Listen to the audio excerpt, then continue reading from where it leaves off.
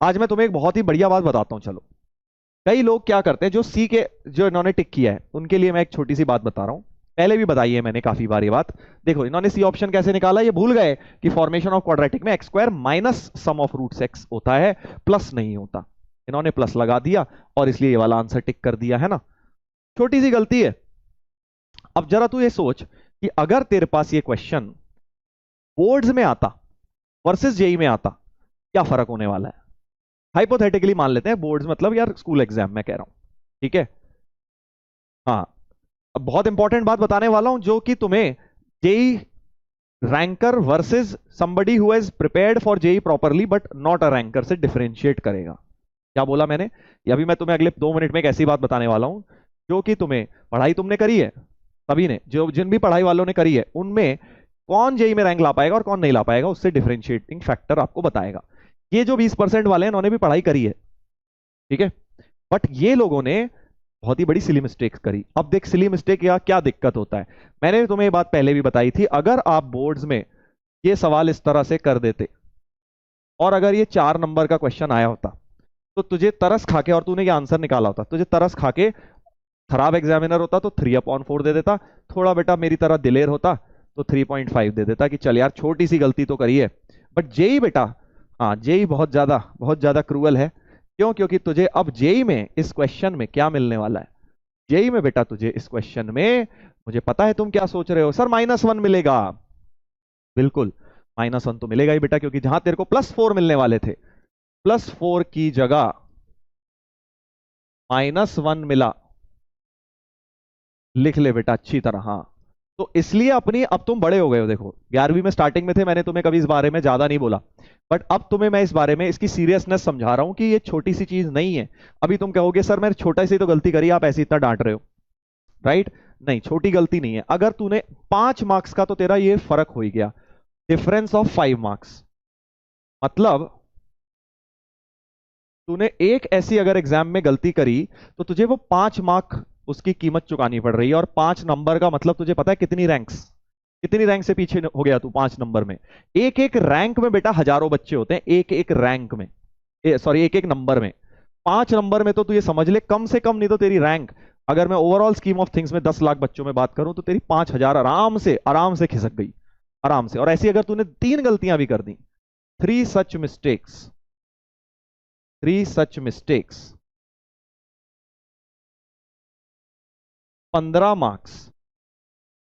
15 marks का मतलब तू समझ रहा है बेटा, कम से कम 20,000 रैंक तेरी नीचे हो गई।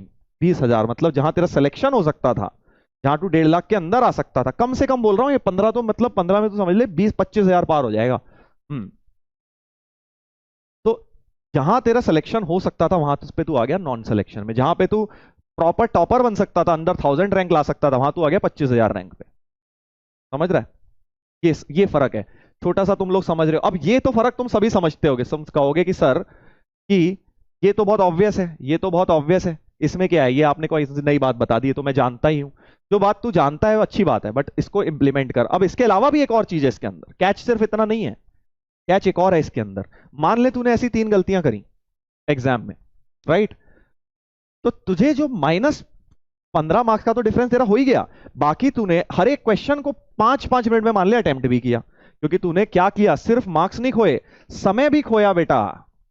कीमती समय एग्जाम में खोया गलत करने में उसे, तो तूने 15 मिनट वो बर्बाद करे, उसके बारे में कोई नहीं सोचता, सिर्फ सब -1 सोचते हैं। जो टॉपर बच्चा होता है, जो आईआईटी में जाता है, जो अंडर 100 अंडर 1000 रैंक लाते हैं, वो सिली मिस्टेक्स नहीं करते और इसी वजह से वो टाइम बचाते हैं। और जो टाइम बचता है, मान ले 15 मिनट तूने इसमें बचा लिए होते, तो उन 15 मिनट में मैं बोल रहा हूं तूने 2 क्वेश्चन भी कर दिए होते, जो तू छोड़ने वाला है, जो घर आके बोलेगा अरे यार ये तो ईजी था, मेरे से छूट गया, मैं पढ़ ही नहीं पाया, टाइम ही कम था। ऐसा होता है ना कई बार, किसी भी सब्जेक्ट के कोई सा भी क्वेश्चन 2 तो कर सकता था वर्स्ट केस में 15 मिनट में, है ना। तो 2 क्वेश्चन वो तेरे टूट गए, अपॉर्चुनिटी कॉस्ट कहते हैं बेटा इसे, ठीक है, अपॉर्चुनिटी कॉस्ट। अपॉर्चुनिटी कॉस्ट हो गई क्योंकि तुमने अपनी अपॉर्चुनिटी लगाई उस सवाल में और समय भी बर्बाद कर दिया। तो तेरे मार्क्स का कितना डिफरेंस हो गया बेटा, 8 नंबर ये हो गए। मैं एक तुम्हें रफ कैलकुलेशन बता रहा हूं, तो 15 ही मार्क्स का डिफरेंस नहीं हुआ, 15 और 8 23 नंबर का तूने अपने लिए गड्ढा खोद लिया एक छोटी सी गलती से। समझ गया? समझा? तो अब तू गेम समझ रहा है क्या है? गेम ये नहीं है कि किसको आता है कॉन्सेप्ट। जो हम लोग बड़े खुश होते हैं ना, अरे हमें तो आता है, अरे हमें तो आता है, हम तो ओपी हैं, ये वो। कोई फर्क नहीं पड़ता। एक्यूरेसी कितनी है, तभी तो मैं बोलता हूँ तू 4 चैप्टर पढ़ के जा एग्जाम में, बट उसके 4 ही के क्वेश्चन कर, बट ढंग से कर। उसको अटेम्प्ट, अगर किसी को तुम हाथ लगा रहे हो क्वेश्चन को, तो उसका आंसर सही है ना आना चाहिए। ये नहीं कि आंसर गलत आ गया, आंसर की देखी, अच्छा हाँ ये गलती करी थी मैंने, चलो मैं अब काट के सही कर देता हूँ, गलती ढूंढ ली आगे बढ़ गए। इसको ब्लंडर की तरह लो। अगर ऐसी कोई गलती हो रही है तो उसके ऊपर वर्क अभी से करो, लास्ट में नहीं हो जाएगा वो एकदम से वर्क। कहीं तुम सोचो कि सर लास्ट के 1-2 महीने में कर लूंगा ये सब, मैं फिर वो हैबिट बन जाती है। गलती करना हैबिट बन जाएगी तुम्हारी।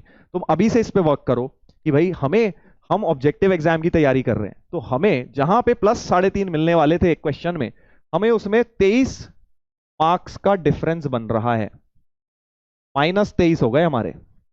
ऐसे 3 क्वेश्चंस में, जहां पे मैं ये क्वेश्चन की बात करी, ऐसे 3 क्वेश्चन में समझ तू, बोर्ड में तेरे को कितने मिल जाते, 3.3 इंटू 3, 9 नंबर मिल जाते तेरे को, और अभी तू -23 पर है। समझ गया? तो ये है art of problem solving, art of paper attempting. Paper attempt करते वक्त हम लोग नेगेटिव मार्क्स को बहुत कैजुअली लेते हैं, हमें लगता है चार चार ही तो गलत हुए हैं मेरे, 15 सही भी तो हो गए, 4 ही तो गलत हुए, मैंने तुक्का मार दिया, क्या हो गया, 1-2 सही भी हो गए। जीरो नेगेटिव की तरफ एम करना है तुमने, क्योंकि सिर्फ नेगेटिव में तुम्हारी ये एक तो गलती क्या हो रही है कि तुम अपने मार्क्स लूज कर रहे हो, ऊपर से दूसरा टाइम लूज कर रहे हो। Negative marks is a crime in objective exam. तो जीरो नेगेटिव को एम करेंगे, तब जाके आपके पर सब्जेक्ट 2-2 3-3 तब भी होंगे ही होंगे। मैक्सिमम तो कोशिश करो कि एक पेपर में तुम्हारे 6 ही गलत हो रहे हैं। मैं ज्यादा खुश इस चीज से होऊंगा कि अगर एक बच्चा है, स्टूडेंट ए, उसने करे हैं 20 अटेम्प्ट, ठीक है, और उसने कर दिए 8 गलत, ठीक है भाई, इसके मार्क्स कितने बने? मार्क्स कितने बने इसके? सर 4, अगर मेंस मान लेता हूं, 80 - 20 सही है, तो 20 × 4 80, ठीक है जी, 80 है, 80 बन गए सर, उसमें से 8 तो नहीं, 8 तो गलत ही है, सॉरी, 12 × 4, 12 × 4, इतने उसने अटेम्प्ट करे, इतने उसके गलत हुए, तो 12 तो सही है, 12 × 4 = 48 - 8, 40 मार्क्स बने इसके। समझ रहा है बेटा? इसके 40। वेयर एक स्टूडेंट भी है जिसने अटेम्प्ट ही 10 करे हैं या 12 करे हैं, मान ले 12 ही अटेम्प्ट करे, उसके पास समय ही नहीं था एग्जाम में 20 करने का, वो पढ़ के ही नहीं गया सारे चैप्टर, उसने बेसिक बेसिक लेवल के ही चैप्टर पढ़े हुए हैं, बट उसने 12 अटेम्प्ट करे, पेशेंस के साथ करे। इसने क्या करा, इस आदमी ने, इस इंसान ने जल्दबाजी में 1 घंटे में उसने सोचा मैथ्स के ज्यादा से ज्यादा निपटाऊंगा, 20 करूंगा, और उसमें सिली मिस्टेक्स मारी, 8 गलत हो गए इसके, अल्टीमेटली 40 पे एंड हुआ। और ये भाई, इसने मेरी बात मानी, इसने कहा सर आपने बोला था कि चाहे कम अटेम्प्ट कर लो बट गलत कम से कम रखने हैं। इसने बोला, आपने बोला मैक्सिमम 2 रॉन्ग ही करने हैं, चलो इसके 2 मान लेते हैं। वैसे आइडियली तुम्हारे 0 रॉन्ग होने चाहिए मैथ्स में, क्योंकि मैथ्स में रॉन्ग होना doesn't make any sense. Chemistry थोड़ी है कि एक्सेप्शन आ गया था सर, वहां पे मैंने देख नहीं पाया, मैं गलत ऑप्शन टिक कराया। या फिजिक्स थोड़ी है कि सर मोमेंटम कंजर्व नहीं होना था, मैंने कर दिया था और वहां पे मैंने गलत ऑप्शन टिक कर दिया। मैथ्स में तो यस या नो है, तू या तो सही आंसर तक पहुंचेगा या नहीं, बट फिर भी मैं मान लेता हूं 2 आंसर गलत हो गए, तब भी एक किस पर है, 46 पर है, ठीक है भाई, 12 अटेम्प्ट, सॉरी, तब भी कितने पर है, 38 पर है। तो अब तुम देख लो कि एक स्टूडेंट है जिसने बहुत पढ़ाई करी है और 20 अटेम्प्ट कर पा रहा है, वो उसके मार्क्स, और एक जिसने बहुत कम पढ़ाई करी है और बट अटेम्प्ट कम करके आता है और गलती कम करता है, उसके मार्क्स 38 हैं। सिमिलर है, कोई फायदा नहीं है एक्स्ट्रा पढ़ाई करने का अगर आप 20 अटेम्प्ट करके भी 8 गलत कर रहे हैं। आप इसके पास स्कोप कितना इंप्रूवमेंट का है देखो, अगर इसने पढ़ाई थोड़ी और बेटर कर ली, 12 की जगह 15 कर लिए, राइट, 15 तक भी अगर ये पहुंच गया तो इसके सीधे मार्क्स में ऐड होने हैं अब वो। वेरएज ये ऑलरेडी 20 पर है, ये 20 को 25 पहुंचाने में इसकी हालत खराब हो जाएगी 1 घंटे में, क्योंकि 20 ही कर पाएगा, 25 कहां से अटेम्प्ट कर लेगा, समय ही नहीं है ना इतना। बट ये 12 पर है, अगर इसने 12 से 15 भी कर लिया तो इसके पास कितना स्कोप है इंप्रूवमेंट का देखो, और इस पे कोई स्कोप ही नहीं है। समझ गए? तो इसलिए आप इस बात को समझें। हाँ, 46 नहीं है भाई इसके, मैंने माने 10 ही सही हुए हैं, 10 सही हुए हैं, 10 करेक्ट और 2 रॉन्ग हुए हैं, ठीक है, तो 40 - 2 कर दिए मैंने, रियलिस्टिक बिल्कुल नंबर लिया है मैंने। और सबसे इंपॉर्टेंट बात जो तुम अभी शायद नहीं समझे, इसके पास अभी बहुत स्कोप है इंप्रूवमेंट का, ये ऑलरेडी अपने मैक्सिमा पे चल रहा है, 20 से ज्यादा नहीं अटेम्प्ट कर पाएगा भाई मैथ्स में 1 घंटे में, बहुत ही ज्यादा, बहुत ही ज्यादा कोई एक्सेप्शनल आ गया, वो जो बहुत ही कम होते हैं इंडिया में, 40-50 बच्चे होंगे ऐसे, तो वो 22-24-25 कर पाएगा। बट अदरवाइज इससे 20 से 22 करने में बहुत एफर्ट लगेगा, बट इसको 12 से 15 में बहुत इजीली पहुंच जाएगा, ठीक है। तो रैंक इससे आती है बेटा, हाँ, रैंक ऐसे आती है। तो अपने सबसे इंपॉर्टेंट चीज ये है, चाहे तुम आज की जो मैंने तुम्हें सेशन दिया है इससे क्या सीखोगे कि तुम्हें जीरो रॉन्ग की तरफ बढ़ना है। चाहे तुम्हारे नंबर ऑफ क्वेश्चन कम हो जाए अटेम्प्ट के, मुझे कोई दिक्कत नहीं है, बट सही तरीके से तो बढ़ेगा। तू 12 की जगह 10 ही कर अटेम्प्ट। मान ले तू अभी 12 करता था, तेरे 6 गलत होते हैं, तो तू 8 कर। मैं कह रहा हूं कोशिश ये कर, एग्जाम में 8 ही करूंगा मैं, बट 6 सही करके आऊंगा। फिर 8 से 9 10 पर पहुंच अगले एग्जाम में, फिर 10 से 11 12, ऐसे धीरे धीरे सीढ़ियां चढ़नी है। वेर एज पहले ही तू बेटा आसमान में चढ़ा हुआ धम से गिर रहा है 8 सवालों में, फायदा क्या है? ठीक है भाई। तो ये जेई में रैंक लाने का गुरु मंत्र है। आपको बेसिकली बाकी लोगों से बेटर करना है ना। अब तुम में से सारे लोग सुन रहे हैं, बहुत सारे लोग सुन रहे हैं, बट इंप्लीमेंट कितने करेंगे उनको बेनिफिट हो जाएगा इस चीज का। ये ऐसी चीज है जिससे तुम बहुत ज्यादा पढ़ाई जितनी तुम ऑलरेडी कर रहे हो उसी से तुम एग्जाम में और बेटर परफॉर्म कर सकते हो। तुम्हें कोई खास अपनी स्ट्रैटेजी वगैरह या पढ़ने के घंटे बढ़ा, हम क्या सोचते हैं सर मैं घंटे कैसे बढ़ाऊं, मैं और सवाल कैसे कर लूं, ये भी करो, ये कोई नहीं सोचता। जो बिल्कुल फ्री लो हैंगिंग फ्रूट्स हैं कि भैया आराम से हम थोड़ी सी अपनी पेपर अटेम्प्टिंग स्किल्स चेंज कर लें तो भी हमारे नंबर बढ़ सकते हैं। ठीक है, तो इसको आप जरूर लगाइए। सर आपकी एक्यूरेसी, मेरी एक्यूरेसी मैं चल बता देता हूं तेरे को अपनी एक्यूरेसी भी।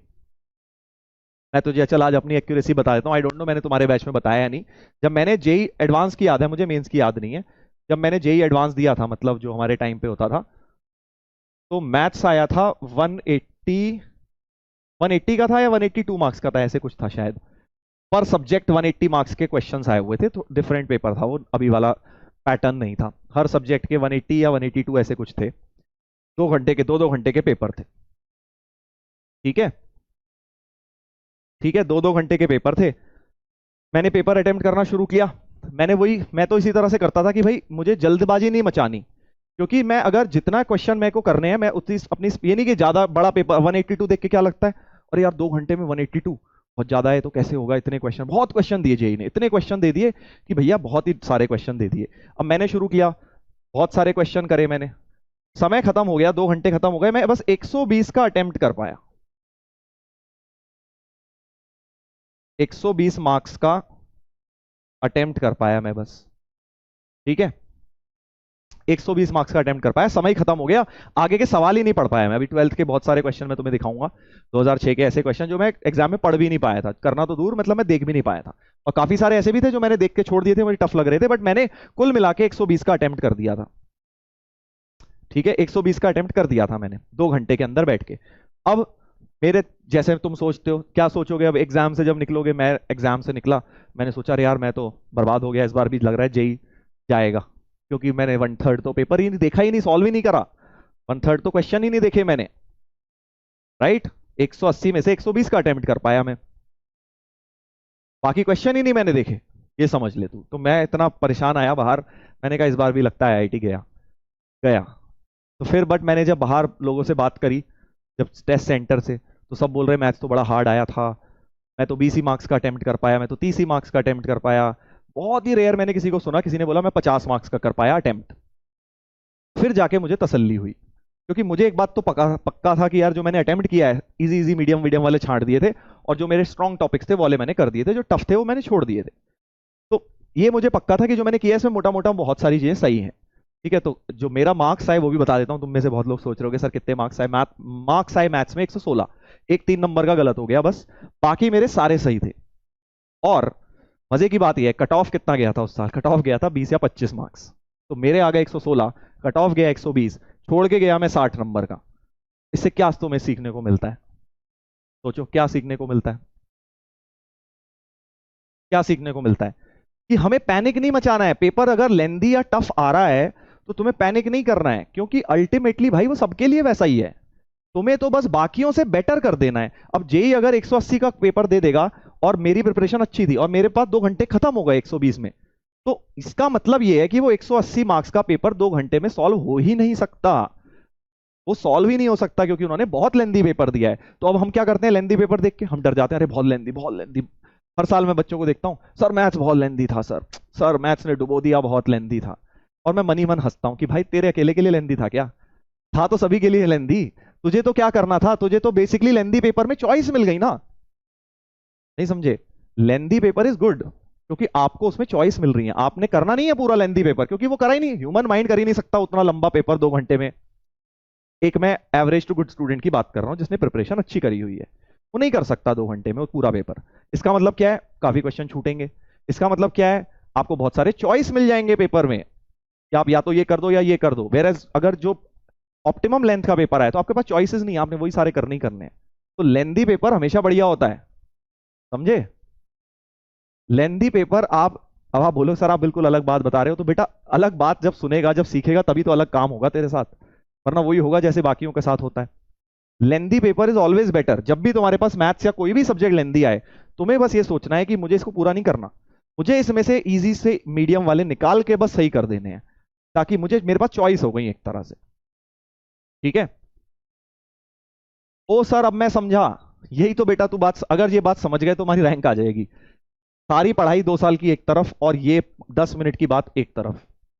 जो बच्चा इसको समझ जाता है कि हमें, अगर इसका निचोड़ बोलूं मैं एक स्टेटमेंट में, हमें अपने 3 घंटे ऑप्टिमाइज करने हैं।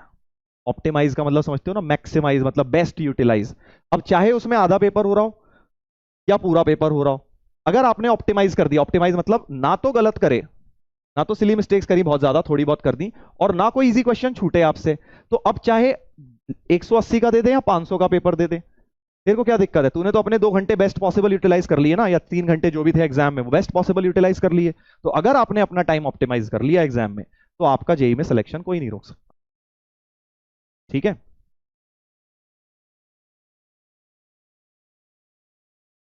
समझ गए सर। तो ट्राई करिए इस चीज को इंप्लीमेंट करना, क्योंकि ये चीज मैं बहुत टाइम बाद समझा था, जेई देने के भी बाद समझा मैं कि ये एक्चुअली मेरे साथ क्या हुआ है। मैं पहले नहीं समझा, पहले तो मैं ये सोचता था मेरे से यार 1/3 पेपर छूट गया, बट बाद में मुझे रियलाइज हुआ कि बाकी लोगों से उतना भी नहीं हो पाया, तो मुझे तो रिलेटिव स्कोर करना है ना। मुझे फर्क ही नहीं पड़ता 180 में से कितना छूट गया, अनलेस बाकियों से थोड़ा मैंने बेटर कर दिया। और वो कैसे करूंगा, अपने 2 घंटे को बेस्ट यूटिलाइज कर लिया मैंने। गलत कितने हुए, एक गलत हुआ, मतलब मेरा जितनी बेस्ट 2 घंटे यूटिलाइज हो सकते थे मैंने ऑलमोस्ट वही कर दिया। उससे ज्यादा स्पीड एक नॉर्मल ठीक ठाक जिसने प्रिपरेशन करी उसके लिए पॉसिबल नहीं थी। ना मैं फंसा किसी में, ना मैंने गलतियां करी, तो मेरे 2 घंटे ऑप्टिमाइज हो गए, यानी जो मेरे मार्क्स बनेंगे वो 99% जनता से बेटर बन जाएंगे। बस ये है। समझ गया। इस छोटी सी चीज को देखते हैं कौन कौन समझा और कौन कौन लगा पाएगा। तो इसलिए छोटी सी बात लगेगी आपको कि सर आप हमें इतना कह रहे हो, बट आई एम श्योर अब आप उसकी ग्रेविटी समझ गए होंगे कि बेटा ये सब चीजें कैसे वर्क करती हैं, जेई की रैंक्स वगैरह। It is not about only about studies की किसको आता है किसको नहीं आता। अभी तुम उस स्टेज पे थे अभी तक, तभी मैंने ये डिस्कशन अभी तक नहीं किया था तुम लोगों से, क्योंकि मुझे पता था इस चीज को समझने के लिए भी मैच्योरिटी चाहिए। मैंने तुम्हें बोला था ना, थोड़े बहुत पेपर दे दो, 8-10 पेपर दे दो, फिर हम डिस्कशन करेंगे। तो अब तुम शायद इस बात को समझ पा रहे होगे कि ये गलतियां तुम भी करते आए हो और इससे कैसे छुटकारा पा सकते हो। और अगर ट्रस्ट मी, ये जो स्ट्रैटेजी है अगर इसको तुमने ढंग से लगाया, तो तुम्हारे कम से कम नहीं तो 10-15 मार्क्स तो यूं ही बढ़ जाएंगे। जितना स्कोर तुम्हारा जेई मेन लेवल पेपर में, मान लिया अभी 120 आता है, तेरा 140 आराम से आने लग जाएगा, सिर्फ इस स्ट्रैटेजी को ही चेंज करके, without changing anything, just by implementing these paper attempting skills.